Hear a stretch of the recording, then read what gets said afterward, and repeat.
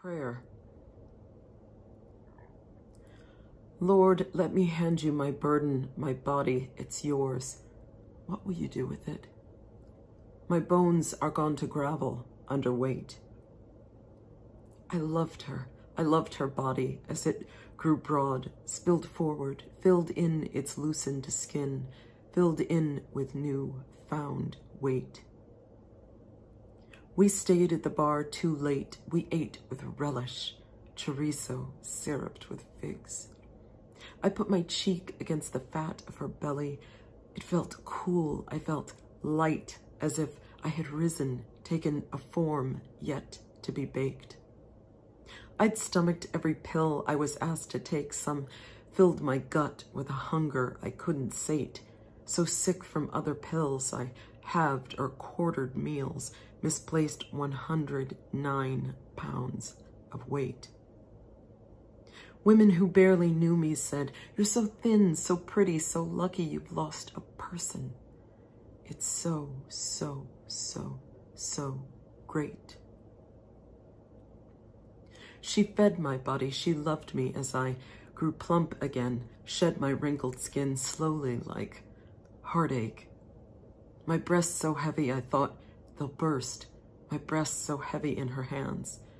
Can a body burst? I think a body can. I've known its juice.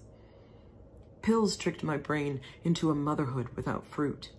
I made milk and I burst.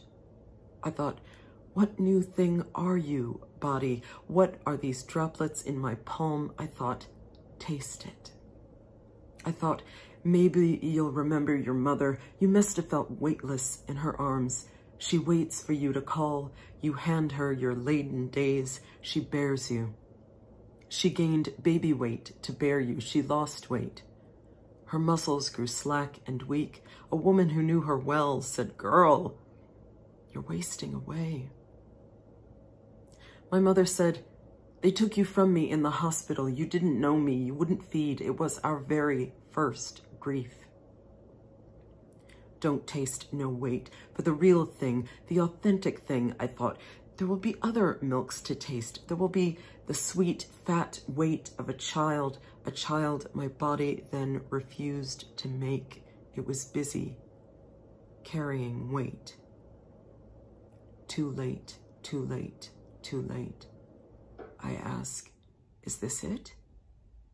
Is this weightlessness?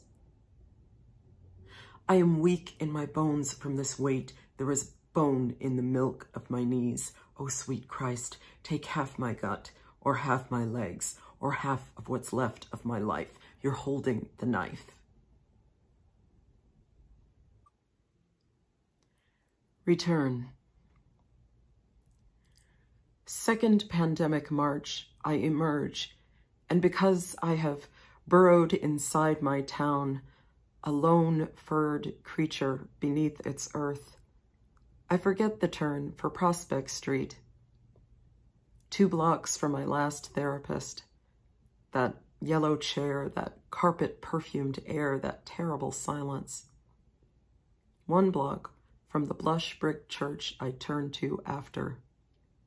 A church whose oak threshold, hesitating, I crossed anyway. Inside which, one bright, heavy Sunday, I wept. I can't even remember what particular grief. Katie was still alive, still working her way out of the world. Could it have been worse than this, than her gone? I sobbed, even through hymns sung too gently to lend me cover, and even through a beauty I had never seen, a sermon given by a handsome butch, easeful in her big body, her silver-shot hair, not unlike the woman I will always love.